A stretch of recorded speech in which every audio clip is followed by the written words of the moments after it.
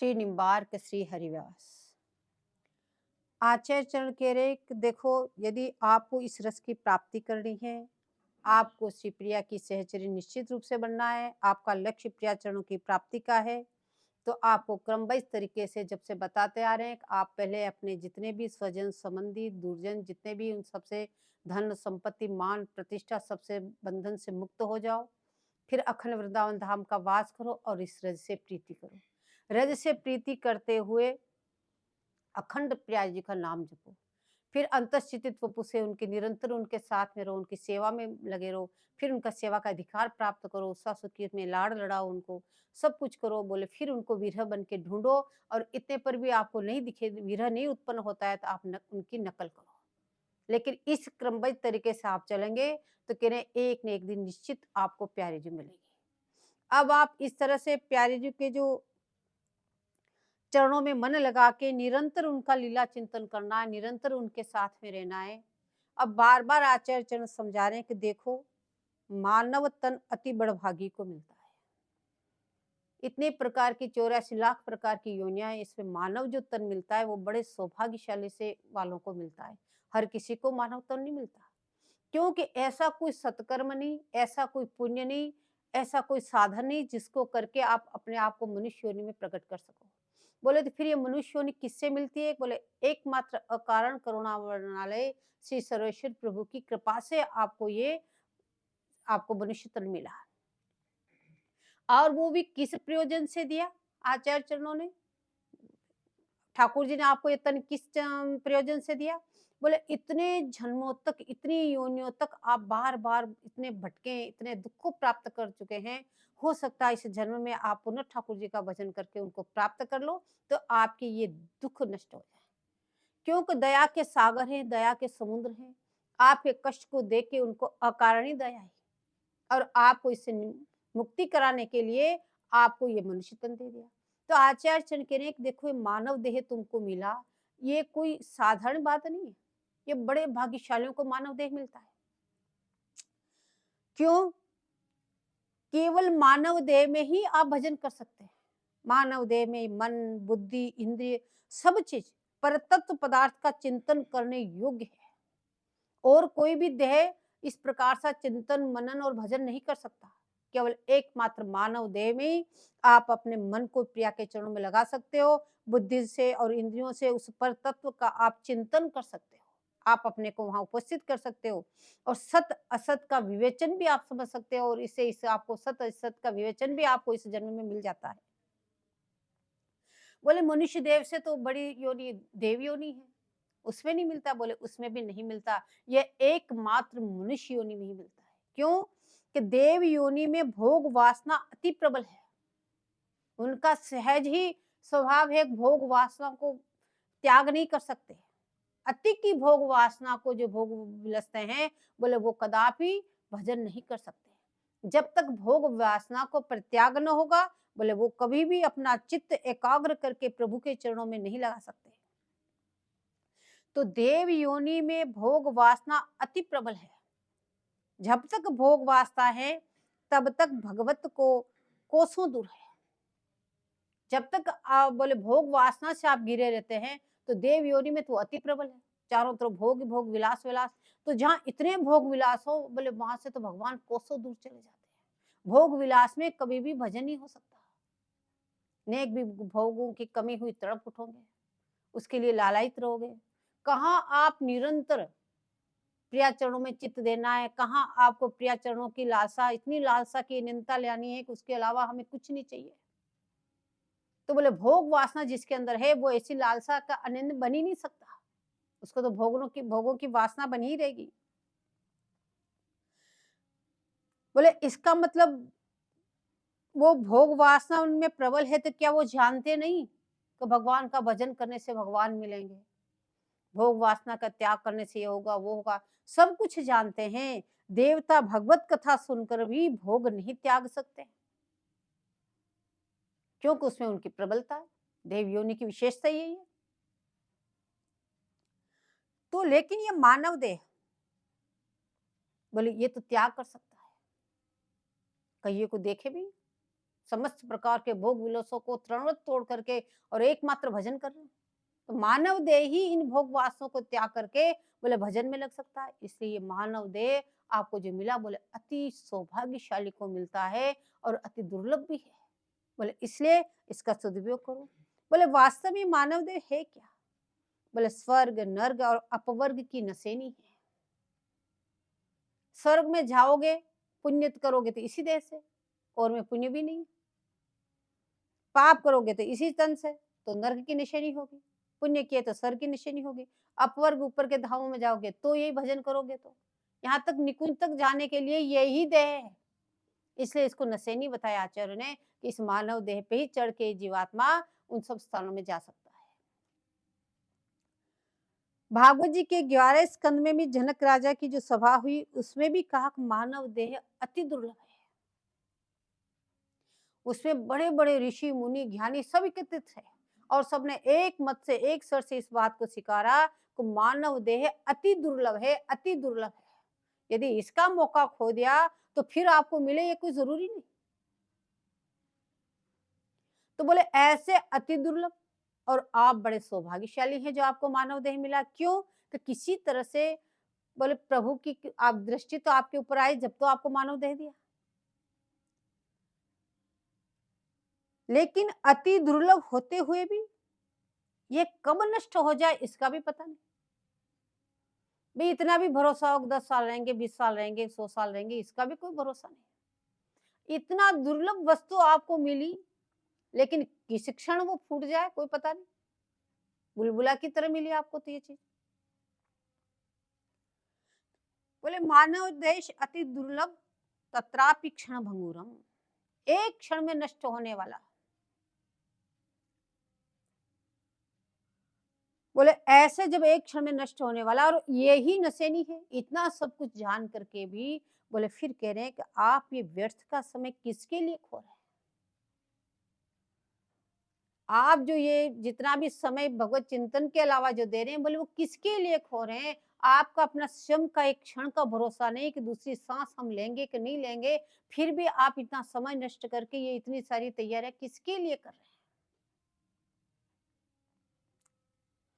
सत्संग से भगवत चरणारविंद में प्रीति मिलती है। बोले इस मानव देह में भी यदि सत्संग मिल जाए तो उस सत्संग से ही ठाकुर जी के चरण कमलों में आपकी प्रीति होगी, और कोई साधन नहीं।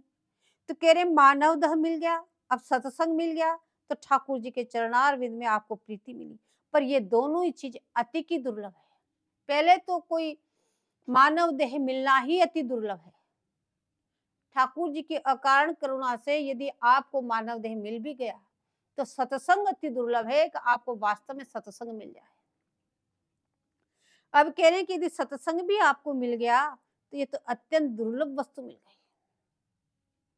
और सत्संग भी मिला फिर भी वृंदावन में श्री प्रिया चरण रति प्राप्त करना तो अत्यंत ही दुर्लभ है। सत्संग भी अनेक प्रकार के, लेकिन वृंदावन धाम में प्रिया चरणों में रति उत्पन्न करने वाला ये मिल जाए, बोले ये तो अत्यंत दुर्लभ है, अत्यंत दुर्लभ है। ये तो बड़ी मुश्किल से मिलता है, ये तो बहुत ही दुर्लभ है। फिर भी वृंदावन में श्री प्रिया चरण रति प्राप्त करना तो अत्यंत ही दुर्लभ है। अब शतककार कहते हैं, अब आप सोचते होंगे भाई जिसके पास खाने को नहीं उठ के आगे वृंदावन, जिनका कोई अपना नहीं, जिनका वंश नहीं वो आगे उठ के वृंदावन, जिनको कोई रहने की ठोर नहीं वो आगे वृंदावन में तो भजन करने सा। तो शतककार कह रहे कि ऐसी बात नहीं, आप ये सोचते हो तो ये भी गलत है। शतककार कहते हैं कि ऐसे भी मनुष्य हैं जो मानव देह में सब सुख संपत्ति प्राप्त करके, बोले मानव देह में संसार के सारे सुख उनको प्राप्त है, ऐसा कोई सुख नहीं जो उनके लिए न हो। समस्त सुख और अतुलनीय संपत्ति प्राप्त करके भी बोले किसी पुण्य से वृंदावन में आए, घूमते घामते वृंदावन में आ गए। सब कुछ था उनके पास, मान प्रतिष्ठा, शरीर भी स्वस्थ, उनको अत्यंत धन दौलत सम्यक प्रकार के सुख प्राप्त थे। जैसे जैसे किसी पुण्य से एक बार वृंदावन में आए तो वृंदावन के दर्शन करते ही रात्रि दिन प्रिया रूप गुण माधुरी का पान में डूब गए, फिर लौट के वो यहाँ से नहीं गए।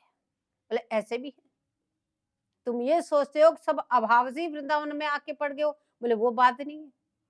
ऐसे ऐसे भी आचार्य चरण कह रहे हैं, क्षत्रकार कह रहे हैं, बोले हमने देखा है जो संसार में अतुलनीय संपत्ति प्राप्त कर सब सुख को प्राप्त करके भी एक बार वृंदावन में दर्शन करने के लिए आए, फिर लौट के नहीं गए। बोले आचार्य चरण कह रहे हैं, ऐसे जनों को मैं बार बार प्रणाम करता हूँ जिनको संसार में किसी प्रकार का कोई कष्ट नहीं, अतुलनीय संपत्ति, अतुलनीय उनका मान सम्मान सब कुछ होते हुए भी जो वृंदावन में आए और एक बार में बिहारी जी के चरणों में रीझ गए, फिर जो छोड़ के वृंदावन नहीं गए, तो आचार्य चरण कह रहे हैं ऐसे जनों को मैं बार बार उनके चरणों में प्रणाम करता हूं। क्यों नमो भूरी भागान, बोले उनके समान भाग्यशाली और कोई हो नहीं सकता। भाव एक, जैसे कोई धन विद्यालय के लिए घूमता है पर धन प्राप्त नहीं होता ना विद्या, कोई अपने गांव को छोड़ के या शहर को छोड़ के धन कमाने के लिए जाता, कोई विद्या अध्ययन करने के लिए जाता कि हम इतने पंडित बन जाए, ये हो जाए वो हो जाए। लेकिन जितने लोग वहां से जाते हैं क्या सभी धनवान बन के लौटते? क्या सबको विद्या प्राप्त हो जाती है? बोले नहीं होती। बोले किसी को तो कई वर्षों निकल जाए जब तक बेचारा के घाटे को रहता, कुछ नहीं मिलता, नहीं उसको विद्या ही पढ़ पाता। और कुछ लोग ऐसे भी हैं जिनको जाते तुरंत इतना फायदा हो गया और मुनाफा हो गया और इतना वो धनवान बन गया, एक साल में सारे उसने शास्त्रों का अध्ययन कर लिया और पूरा पंडित भी बन गया। तो वैसे ही यहाँ आकर किसी को तो तुरंत प्रियाचरण में रति उदय हो गई। बोले वास्तव में तो वो ही भूरी भाग्यवान है जो यहाँ आकर के उन प्रियाचरणों में जिनकी रति उदय हो गई। बोले ये स्थिति हर किसी की नहीं हो सकती, सबको देखते हैं सब हैं, लेकिन कोई लाखों करोड़ों लाखों में किसी एक को ये रति मिलती है। अब हरिदास जी महाराज कह रहे हैं कि जगत प्रीत कर देखी ना ही कटी वो को, छत्रपति रंग लो देखे प्रगति विरोध बन्यो नहीं को, दिन जो गए बहुत जन मन के ऐसे जाहू जिनको, कहे श्री हरिदास मित भल पाए बिहारी ऐसे पागे सो। अब हरिदास जी महाराज कह रहे हैं देखो मैं तुमको बात बताता हूँ सत्य सत्य, कि मैंने इस संसार से सब लोगों से प्रीति करके देख लिया, अब तुम ऐसा करके समय व्यर्थ मत करो।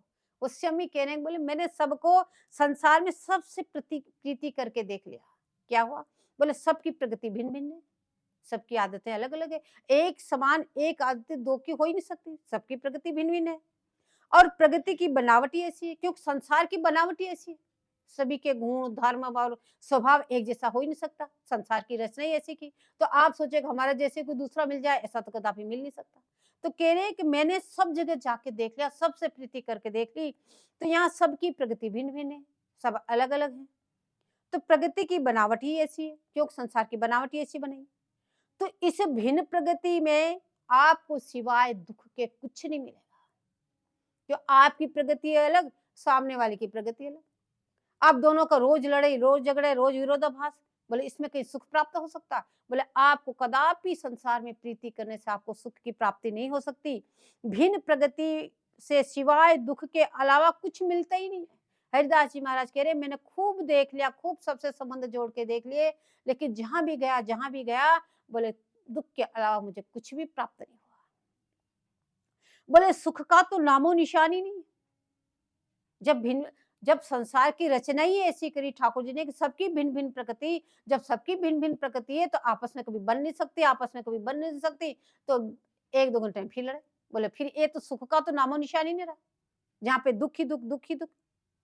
बोले आचार्य चंद कह रहे यो तो प्रेम करके मैंने देखा है, मैं अनुभव करके बता रहा हूँ। किस किस से क्या? कुछ छत्रपति रंग लो देखे प्रगति विरोध बन्यो नहीं को। बोले गरीब से गरीब और राजा भी जिसके छत्र लिए डोलते हैं, ऐसे अमीर से अमीर, सबसे संबंध जोड़ के देख लिया मैंने, कहीं सुख का नामो निशान नहीं है। बोले दिन जो गए बहुत जन मन के ऐसे जाओ जिनको, बोले इस प्रकार से इन संसारों से प्रीति कितने ही जन्म व्यतीत हो गए, लेकिन न हम किससे खुश हुए न कोई हमसे खुश हुआ।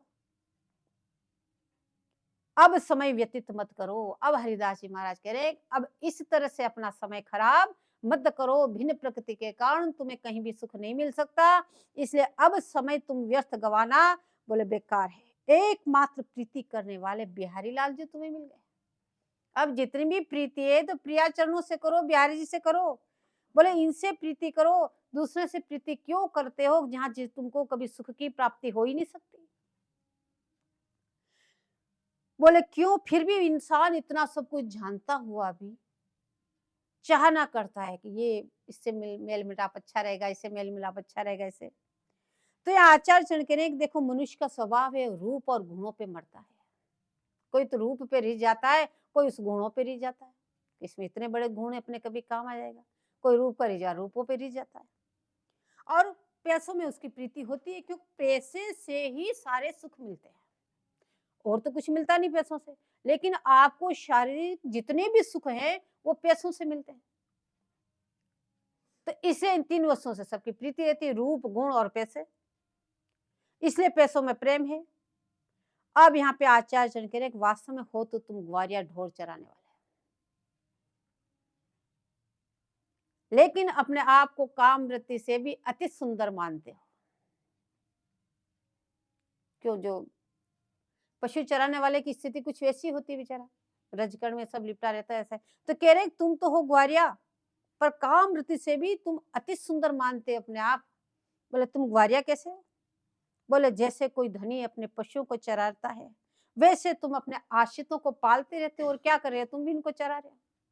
तो उन पशु पालन करने वालों में और तुम्हारे में क्या अंतर है? तो हुए तो तुम ग्वारिया के ग्वारिया ही। तो अतएव आचार्य चरण कह रहे हैं कि एकमात्र प्रीति करने वाले एकमात्र बिहारी जी से प्रीति करो और किसी से प्रीति करने से तुम्हारा काम नहीं बनने वाला है। तो बोले कैसे करें? बोले उनकी शरणागति ग्रहण करो कि मदन गोपाल शरण तेरी आयो। तो ठाकुर जी पूछते हैं कि शरण में आए हो तो क्या चाहिए तुम्हें? मांगना भी सिखा रहे हैं कि तुम क्या मांगोगे वहां शरण में जाके। तो कह रहे हैं कि चरण कमल की सेवा दीजिए, चेरो करी राखो घर जायो। और क्या चाहिए? आपका सेवक बना लो, आपके इन चरण कमलों की सेवा चाहिए। अब जब ऐसी शरणागति हो गई, पहले भी आया ऐसे उपासी धन्य धन्य और धन्य है, और यहाँ पे कह रहे हैं उपासी नहीं, जो ऐसी उपासना करते हैं, बोले धनी धनी मात पिता सुत बंधु, धनी जननी जिन गोद खिलाओ। ऐसी उपासना करने वालों के बोले माता पिता भाई बंधु गोद खिलाने वाली धाय माँ, बोले सभी धन्य धन्य हो गए। वो भी धन्य धन्य है, वो साधक तो धन्य धन्य है ही, लेकिन ये सब भी धन्य धन्य हो गए। और धन्य धन्य चरण चलत तीरथ को, धनी गुरु जिन हरि नाम सुनायो। ये सब धन्याति धन्य, इसी पे चर्चा चलती आ रही, सब धन्याति धन्य है, धन्याति बड़े भूरी भाग्यवान है। तो कह रहे हैं ये भी सब भूरी भाग्यवान हो गए। कब? तो जब आपने इस प्रकार की शरणागति ग्रहण करी, कैसी दासी भाव से आपने उनके एकमात्र चरण कमलों की सेवा। अब आचार्य चरण कह रहे हैं जो इससे विमुख हैं, जे नर विमुख भये गोविंद सो, जन्म अनेक महादुख पायो। बोलो जो प्रियालाल की शरण में नहीं है या जो भगवान से विमुख हैं, बोले वो लोग तो फिर इस दुर्लभ मानव दोष को त्याग कर देंगे, उसके बाद में फिर जाने कितनी बार 84 लाख योनि में उनकी पुनरावृत्ति होती रहेगी। ऐसे भी नहीं 84 लाख की एक बार पुनरावृत्ति होगी तो फिर आपको मनुष्य देह मिलेगा, ये भी कोई जरूरी नहीं। बार बार 84 लाख की पुनरावृत्ति होती रहेगी होती रहेगी होती रहेगी, तब फिर कभी सर्वेश्वर प्रभु कृपा करे और कहीं आपको मनुष्य नहीं दे। तो इसलिए आचार्य जी कह रहे हैं कि जन्म अनेक जन्मों तक बोले अब तो दुख ही दुख भोगना है। श्री भट्ट के प्रभु दियो अभय पद, झम डर प्यो जब दास कहायो। बोले आपने उनको जब दासी तो स्वीकार कर लिया, आप उनकी दासी बन गए, तो कह रहे अब तो आप तो अभय हो गए, किसी से भय की आवश्यकता नहीं। बोले यमराज भी आपसे डर गए।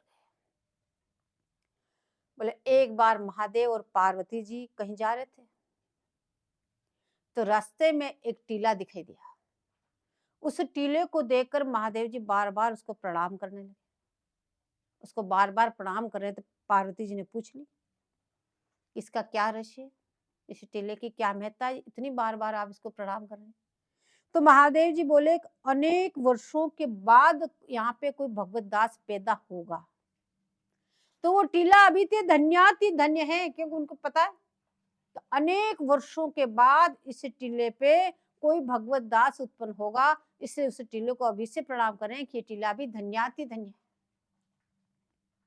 अतः यह भूमि अति धन्य हो गई। तो कहने एक भक्त अपनी अनंत पीढ़ी को तार देता है। यदि ऐसा भक्त कोई हो जाए तो उसकी अनंत पीढ़ियां पार हो जाती है। बोले धनी धनी मात पिता सुत बंधु, बोले सभी धन्य हो गए। सबको तार दिया इसलिए तो धन्य हो गए, सभी धन्य हो गए। बोले यम डर प्यो जब दास कहा हो, बोले ऐसे आप भजन करते हैं, ऐसे आप शरणागति ग्रहण करते ही यमराज डर गए।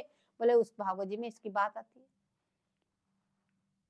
बोले अजामिल अत्यंत दुराचारी था, लेकिन अंत में ठाकुर जी का नाम लिया उसने। उसकी शरणागति ऐसी थी, महापुरुषों के द्वारा उसको नाम मिला, पुत्र का नाम नारायण रख देना। तो अंत में उसने ठाकुर जी का नाम लिया, तो वहां पे उसके पापों को देख के तो यमदूत आए उसको पकड़ने लिए। लेकिन जैसे ठाकुर जी का नाम लिया तो बोले विष्णु पार्षद भी आ गए। तो यमदूतों को देख करके विष्णु पार्षद ने उनको पीट पीट के भगा दिए। बोले ऐसे भागवत को तुम कैसे ले जा सकते हो। अब जब उनकी पिटाई हुई तो उदास होके पहुंचे अपने मालिक के पास, यमराज जी के पास जाके कहा। बोले वहां से किसको लाना किसको न लाना सब सही तरीके से बता दो, हमारी पिटाई होती रहती। तो उन्होंने पूछा क्या बात है। बोले ऐसे ऐसे। बोले उसने अंतिम में ठाकुर जी का नाम ले लिया। बोले फिर तुम क्यों गए उसके पास में। बोले अच्छा हुआ, अगर अजामिल को तुम यहाँ ले आते और कुछ देर से आते तो तुम क्या, यहाँ तो हम भी पिट जाते। तो अच्छा हुआ वो पहले ही आ गए। तो यह भक्ति रस मार्ग है। तो यम डरे प्यो जब दास कहायो, यमराज भी डरते हैं भक्तों से। तो अब सुधानिधि कार तो रसमय मार्ग बता रहे हैं। आप जो ये यम डरप्यो और धन धन ये सब भक्ति मार्ग बताया, ये तो भक्ति मार्ग की बात है। लेकिन यहाँ पे सुधानिधिकार आपको रसमय मार्ग बता रहे हैं, आप रसमय मार्ग पे चल रहे हैं। बोले वृंदावन में सर्वाराध्य प्रिया की आराधना जिसे मिल गई, बोले वह भूरी भाग्यवान है। बोले जिन्होंने वृंदावन धाम में आकर के प्रिया चरणों में जिनकी रति उदी हो गई, प्रिया की चरणों में जो दासी का भाव लेकर के जो उनकी सेवा में संलग्न हो गया, तो कह रहे वास्तव में सबसे बड़ा सौभाग्यशाली, सबसे बड़ा भाग्य वाला तो वो ही है, उसके समान कोई भाग्यवान नहीं। दिखने तो दीनहीन दिखते हैं, हाथ में करुआ, फटी गुदड़ी, रजलेपन, लेकिन वो मन के कितने धनी हैं, उनके समान सौभाग्यशाली कोई नहीं। या आचार्य चरण कहने भूरी भाग्यवान तो वही है, क्योंकि प्रिया लक्ष्मी कोटि आराध्यम है। प्रिया जी की जिसको सेवा मिली, प्रिया जी को जिसको चरण मिले, बोले प्रिया जी वो कोई साधारण नहीं। संसार में तो ये जड़ लक्ष्मी प्राप्त करके भी इंसान इतना पूजवाने लग जाता है, इतनी उसका सम्मान हो जाता है। लेकिन कहने तुमको कैसी प्रिया मिली, करोड़ों करोड़ों लक्ष्मी से सेविमान जो प्रिया है, बोले वो तुमको मिली। उनकी महत्ता तो देखो, तुम किसकी दासी हो। बोले करोड़ों करोड़ों लक्ष्मी से भी तो प्रिया जी की किंकरी का स्वरूप श्रेष्ठ है, तो वो पद तुम्हें मिल रहा है। तो वृंदावन की समस्त वस्तु किंकरी स्वरूप है। हर वस्तु किंकरी, हुआ तो सखी से, राग रागिनी सब सखिया, और वो उससे भी इतनी सुंदर है, इतनी उसकी महत्ता अधिक है। तो जरा सोचो तुम्हें क्या वस्तु मिली और तुम किस वस्तु को प्राप्त करने जा रहे हो, फिर भी तुम्हारा मन भटकता है। बोले इतनी सर्वोत्कृष्ट वस्तु मिल गई। बोले रूप के समान उनके समान कोई नहीं, गुण में देखो तो गुण उनके समान कोई नहीं, यदि वैभव देखो तो उनके समान कोई नहीं। हर चीज में उत्कृष्ट आपको मिली और आपको वो सब सुलभ भी हो गया। आपको धाम भी मिल गई, रज भी मिल गई, प्रिया चरणों का दासत्व भी मिल गया, आपको रस उपासना भी मिल गई। अब कह रहे तो करी कराई थाली एकदम पूरा 56 भोग 36 व्यंजन परोस दिए गए, लेकिन अब ये पाए नहीं जा रहे आपको उठा। यद लक्ष्मी शुकनारादि परमाश्चर्य अनुरागो स्वय प्राप्तम त्व कृपा एव हि ब्रजव्रताम तत्तात किशोरी गणे तत्कैंकर्य मनुक्षणाद भूतरसम प्राप्तम धृताशमपि श्री राधे नवकुंज नागरी कृपा दृष्टिम कदा दास्यामि। अब आचार्य चरण करें, हे श्री राधे, हे नवनागरी जी, वन में नित्य नूतन छविवारी, उस कृपा दृष्टि की भिक्षा आप हमें भी कब दोगी क्या आप हम पे भी कभी कृपा करोगी। क्योंकि आचार्य चरण उस वस्तु को जो वहां देख के आए हैं उसके लिए विरही बन के पुनः यहाँ मांग रहे हैं, हे स्वामी जी, वो आपकी कृपा दृष्टि मुझे वापस कब प्रदान होगी। अब यहाँ प्रश्न उठता है, आप इतना बार बार जम डर पे हो जब दास कहाए हो या फिर दासत्व में इतना सुख बता रहे हैं, तो यहाँ कह रहे हैं कि इस दास्यता में आनंद क्या है। बोले एक अनुक्षण में साक्षात रस है, निरंतर उनकी सेवा प्राप्त है, एक क्षण का भी वियोग नहीं है। ये केवल दासी में ही, सखी भाव में ही ये वस्तु है, बाकी अन्य भावों में तो आपका वियोग है। एक पल मात्र का भी वियोग आपका नहीं है, निरंतर अपने स्वामी जी के साथ आप हैं। तो अनुक्षण सेवा में नव नव आनंद की माधुरी वर्षा करती है। बोले उसी रस की लालसा से मैं किंकरी चाहता हूँ। बोले वो रस प्राप्त करने के लिए आचार्य चरण कह रहे हैं, इसलिए हम आपकी दासी बनना चाहते हैं। तो निरंतर आपका संग हो, निरंतर आप रसदान करते रहते हो, वो रसपान हम भी निरंतर करें, इसलिए हम आपकी दासी बनना चाहते हैं। हर प्रकार से रस ही रस, उनकी जो सेवा करो उसमें भी झरझर के रस टपक रहा है। आप मुझे कब प्रदान करोगी, विनती कर रहे हैं। यद्यपि आचार्य चरण वहीं से आए हैं और उनको ये भी पता वहीं है और रोज वहीं उस दोनों चीजों को देख रहे हैं, यहाँ भी वहां भी, फिर भी लालसा देखो, इतनी तीव्र लालसा होनी चाहिए। बार बार वो मांग रहे हैं, हे प्यारे जू, वह दिन कब होगा जब आप मुझे अपनी पुण्य दासी बना दोगी। बोले वो किशोरी कैसे है। बोले बोले स्वामी जी का रूप कैसा है जिसके लिए आप इतने लालायित हो रहे हैं। तो कह रहे हैं ये लक्ष्मी। बोले बड़े बड़े ऋषि मुनि सब उनके चरणों की लालसा उत्पन्न करते हैं कि हमें भी वो प्यारे जी के चरण मिले। और किशोरी के सौभाग्य पर परम आश्चर्य है, क्योंकि उन्हीं की कृपा से, आपकी करुणा कटाक्ष से ही बोले उन्हें सेवा मिली है। उनके सौभाग्य को देख लक्ष्मी आदि आश्चर्य करते हैं कि ऐसी स्वामी।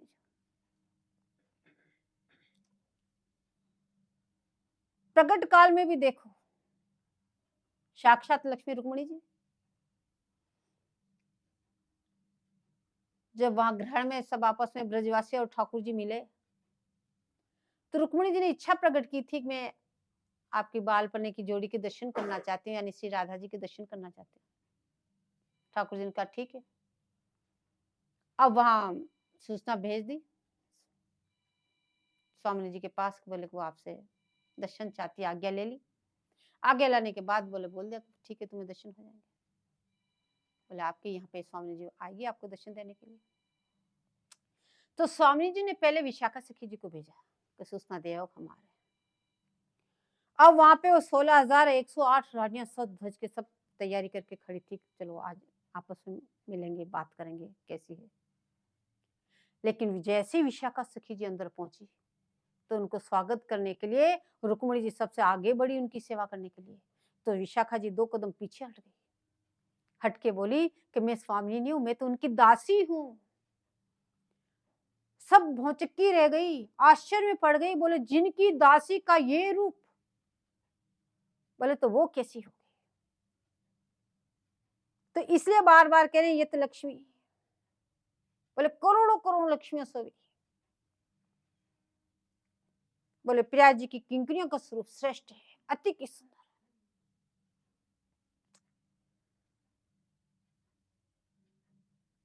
बोले उनकी सौभाग्य को देखकर लक्ष्मी आदि आश्चर्य करती है कि ऐसी स्वामी, ऐसा इनका सौभाग्य। करुणा कटाक्ष व सेवा मुझे कब प्रदान करोगी इन किंकरियों के सौभाग्य को देख के। और आचार्य चरण कह रहे हे स्वामी जी, आप वो करुणा कटाक्ष मुझ पे कब करोगी, कब मुझ पे कृपा करोगी। बोले शिवप्रिया कहाँ की आराध्या है। तो आचार्य चरण कह रहे ब्रज मंडले और निकुंज में तो अखंड आराध्या है ही, पर ब्रज मंडल में भी आराध्या बोले स्वामी जी ही है। अपनी ठोर पे ही बैठना है, इसलिए हर चीज को बार बार बता रहे हैं कि ब्रज मंडल में भी आराध्या स्वामी जी ही है। बोले सो कैसे। बोले ब्रज मंडल में आप अति मधुर हैं अब यहाँ नाम नामी का अभेद करके कहते हैं कि ब्रज मंडले अति मधुरम, निकुंज में तो केवल मधुर है, पर ब्रज मंडल में तो और अति की मधुर है।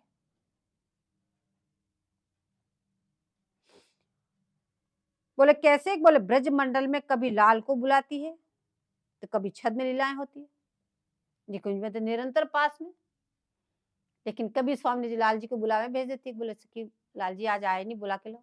कभी लाल जी स्वयं छद में रूप धारण करके आ जाते हैं। इसलिए ब्रजमंडल में और अति की मधुर हो गई। बोले ठाकुर जी का ब्याह हो गया और साल भर बाद गोलना हुआ, तो साल भर में ठाकुर जी ने हर 15 दिन में एक छद्म करके बरसाने पहुंच जाते थे। इसी क्रम में एक बार आपने गंधिन लीला करी, इत्र बेचने वाली गंधिन लीला, गंधिनी बन के पहुंचे और जाके अपने इत्र की पिटारी में अनेक प्रकार के सुगंधित इत्र द्रव्य सब लेके पहुंची और जाके अपना नारा लगाने लगी, हे कोई सौभाग्यशाली जो मेरा इत्र खरीदे। तो चित्रा जी पास में पहुंच गई, पूछा कि भाई इत्र खरीदने में क्या सौभाग्यशाली चाहिए आपको, एक गंधिन, तो ऐसा क्यों कह रही? बोले मेरा इत्र ऐसा वैसा नहीं है। बोले तो कैसा है? बोले मेरा इत्र तो बहुत विशेष है। बोले जो मेरे इत्र को एक बार धारण कर ले तो बोले उसका स्वामी दूर से खींचा चला आता है उसके चरणों में। बोले अच्छा, इतना प्रभावशाली इत्र है तुम्हारा? बोले हाँ, तो दिखाओ। बोले मैं ऐसे वैसे को नहीं दिखाती, मेरे तो बड़ा अमूल्य ये इत्र है, तो राजघरानों में दिखाया जाता है, तुम ये गली में घूमने वालों को नहीं दिखाया जाता है। बोले अच्छा। बोले ठीक है। तो चित्रा जी ने आके प्रिया जी से कहा कि इतनी गंधनी आई है, इत्र बेच रही है और अपने इत्र का इतना बखान कर रही है, लेकिन स्वामी जी वो है अति की सुंदर। बोले अच्छा। बोले अति की सुंदर गंधनी आई है। तो स्वामी जी ने कहा चलो बुला के ले आओ, देखते हैं अपन। अब उसको बुला के लाए, देखा खा वास्तव में सुंदर तो है, जो लाल गंधनी बने तो सुंदर तो है। अब उसके इत्र के बारे में सब जानकारी लेने लगे। अब वो एक एक इत्र की शीशियां प्यारे जी को खोल खोल के दिखाने लगी, ये ऐसी इत्र, ये ऐसा इत्र, ये ऐसा इत्र, ये इस मौसम का, ये ऐसे बनाया, ये ऐसा, सबका अलग अलग का दिखाने लगी।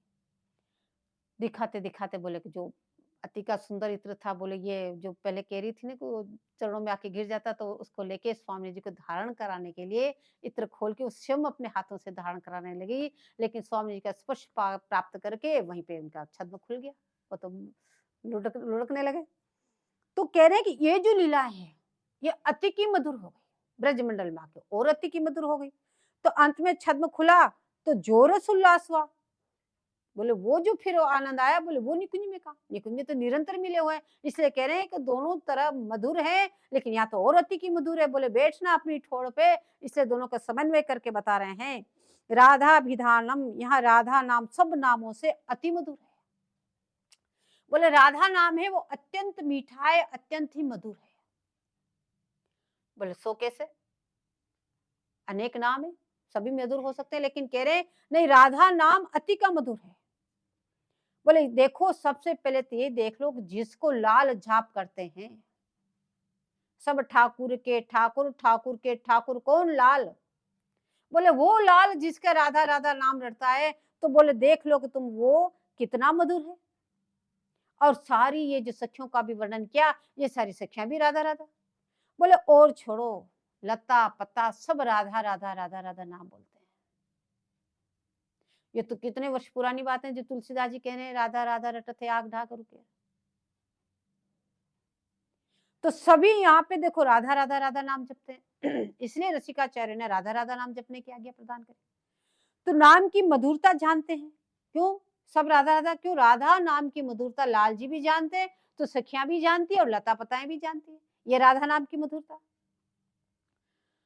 अब यहाँ कह रहे राधा करावचित पल्लव वल्लरी के, राधा पदाम कवि लसंत मधुर स्थली के, राधा यशोमुख रमत खगावली के, राधा विहार विपिने रमताम मनो से। बोले जहाँ पे पक्षी निरंतर राधा राधा राधा राधा नाम रटते हैं, निरंतर राधा राधा राधा नाम जपते हैं, बोले वो ही राधा नाम मेरा जीवन प्राण हो जाओ। आचार्य चरण कह रहे मांग रहे हैं कि वह राधा नाम मेरा जीवन प्राण हो।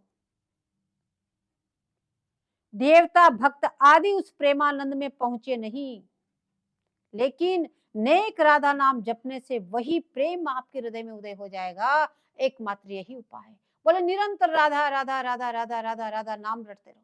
बोले राधा राधा नाम जपने से बोले जो बड़े बड़े भक्तों को और देवताओं को जो प्रेम नहीं मिला, वो प्रेम तुम्हारे हृदय में अनायास ही उदय हो जाएगा। क्यों? तो आचार्य चरण कह रहे हैं कि ये नाम मेरी स्वामी का है, कोई ऐसा वैसा नहीं। ऐसा समझकर जपने से मन में महाप्रेम सागर में, बोले तुम भी ऐसे जपना। राधा नाम जपो तो चित्त प्रिया के चरणों में हो, और ये ख्याल रहे कि ये नाम मेरी स्वामी जी का है, और उसमें प्रीति पूर्वक जपो। बोले ऐसे जपोगे तो तुम भी महाप्रेम सागर में डूब जाओगे। देखो तुम, यह परम प्रेमानंद की मूर्ति श्री लाल ललता दी के सभी जपते हैं। ऐसे नहीं कि आपको प्राप्त करना है जिसलिए प्यारी जी का नाम जपना है। लाल तो निरंतर पास में, जहां मान विरह भ्रम कौन लेश, फिर भी वो राधा राधा नाम जपते हैं। सख्या निरंतर राधा राधा नाम जपती है, और तो स्वामी जी भी राधा राधा नाम जपते हैं। जब लाल जी को सचेत करना हो तो कान में राधा राधा ही बोले। सखी जपे तो लाल जी सुने। जब सखिया राधा राधा नाम जपती तो लाल जी बड़े मस्त होके सुनते। फिर श्याम जपे और बाहे का अनुसंधान ताकर राधेति में जीवन कहते हुए डोलते। उनको अपने बाह्य ज्ञान का कोई अनुसंधान ही नहीं रहता। किस प्रकार से जो वो राधा नाम जपते हैं, बोले वो तो अपने भान ही नहीं रहता, बाह्य अनुसंधान ही नहीं रहता उनको कि मैं कहाँ हूँ, और उसमें प्रेम में मतवाले होकर डोलते रहते हैं और राधा राधा राधा राधा नाम जपते रहते हैं। ज्योति किंचन सिंचत, बोले उस ज्योति का सिंचन करते हैं। बोले कौन सी ज्योति का सिंचन करते हैं राधा राधा नाम से? बोले स्वामी जी राधा राधा नाम कहती है, कौन सी ज्योति का सिंचन करती है? तो बोले स्वामी हृदय कमल की कोई भूषण रूप ज्योति है, जो स्वामी जी की हृदय की कोई एक दुख दुखी है, नीलमणि है, बोले उस ज्योति का पोषण करते हैं। भाई देख सखी चंदन को बागो, गौरांगी के ऊपर राजत नीलमणि को ढोलना। बोले उपमा कोटि करो न्योछावर, बोले मीठी बोलना। तो प्रिया उस नील ज्योति का सिंचन करती है, लाल का पोषण करने के लिए राधा राधा नाम जपती है। बोले कैसे? बोले दिव्य अंग के प्रमोद से व अंग संग की पीयूष से, बोले निरंतर लाल का पोषण करती है। प्रेमोल्लस सदृश विलास विकाय कंदम, गोविंद लोचन वितृप्त चकोर पेयम, सिंचत मदभुत रसामृत चंद्रिकार्धे श्री राधिका वदन चंद्र महम स्मरामी। बोले उस स्वामी जी के मुखारविंद का आचार्य चरण कहते मैं स्मरण करता हूँ। बोले निरंतर मैं उनका ध्यान करता हूँ, उनका स्मरण करता हूँ। प्रेमोल्लास से करुणा कटाक्ष रस विलास का वह मुख, बोले मूल चंद्र है। बोले वो स्वामी जी का मुखारविंद, बोले उस मुखारविंद का मैं चिंतन करता हूँ। बोले प्रेम रस विलास बरसे,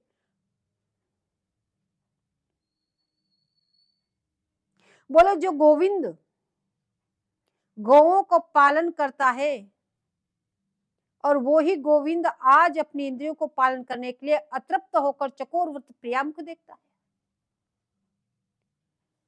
जैसे प्रियामुख चंद्र हैं, वैसे चकोर के लोचन भी वितृप्त है, और वह मुख उस चकोर से उपयुक्त पेय है।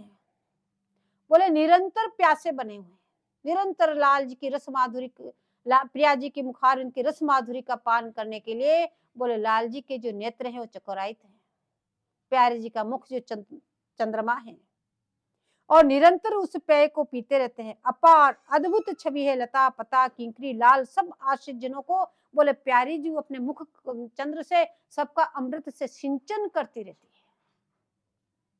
तो आचार्य चरण कहते मैं भी तो उस मुख चंद्र का स्मरण करता हूँ। बोले प्रियालाल निकुंज में विराजते हैं,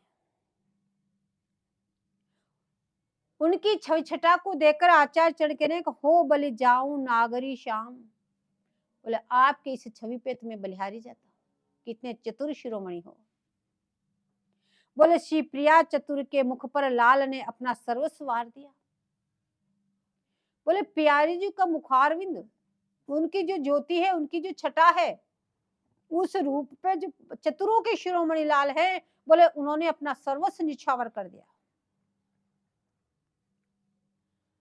और उन दोनों के मुखारविंद पे सखियों ने अपना सर्वस्व न्यौछावर कर दिया। आचार्य चरण कहते हैं कि मैं भी तो उन दोनों चंद्रमा का चकोर हूं। जैसे चंद्रमा पिलाता है, चकोर पीता है, इसे पेय रंग का विलास वन में सदा विराजो। बोले ऐसे बोले प्यारी जी रूपी मुख चंद्र का पान बोले लाल जी करते हैं, और दोनों के मुख चंद्र का पान बोले सखियां करती है। आचार्य चरण कह रहे हैं मैं भी दोनों का मुख पान, इनका रूप छटा का पान करना चाहता हूं। और इस मुख पर लाल ने अपना सर्वस्व वार दिया, और हास विलास से लाल को सिंचन कर बोले उनको जीवाती रहती स्वामी जी, क्योंकि लाल के प्राणों की सजीवनी बूटी है स्वामी जी। किंकरी के नेत्र इस माधुरी का अवलोकन करने के लिए अति चंचल है। आचार्य चरण कह रहे हे स्वामी जी, आपकी इस किंकरी का जो मन है वो अति का चंचल है, कि इस रस माधुरी का मैं वापस कब पान करूंगा। आपको आचार्य चरण बार बार किस तरह की लालसा करनी है इसको दिखा रहे हैं। आपको किस प्रकार से प्यारी जी से क्या मांगना है ये दिखा रहे हैं, कि उस मुख चंद्र का मुझ कब दर्शन होंगे, कब मैं उसका पान करूंगा, वह ज्योति का सिंचन कब होगा हे स्वामी जी। बोले उज्जवल रस प्रेम की प्रागभाग स्वरूपा, रस की सत्ता मूर्ति बोले हमारी स्वामी जी है। न्यायिक भाव बताते हैं, बोले उनकी सत्ता कैसी है स्वामी जी की। बोले प्रागभाग सत्ता कह रहे हैं। बोले कैसे? प्रथम तो है प्रागभाग सत्ता, जैसे कुमार चाक पर मिट्टी रखकर घड़ा बनाते हैं, पर वहां घड़ा तो नहीं है, लेकिन उस घड़े की सत्ता सब वहां पे है। कैसे? बोले कुमार भी है, मिट्टी भी है, वो रस्सी भी है, मिट्टी में मिलाने वाली सब सामग्री भी है, तो ये प्रागभाग सत्ता हो गई।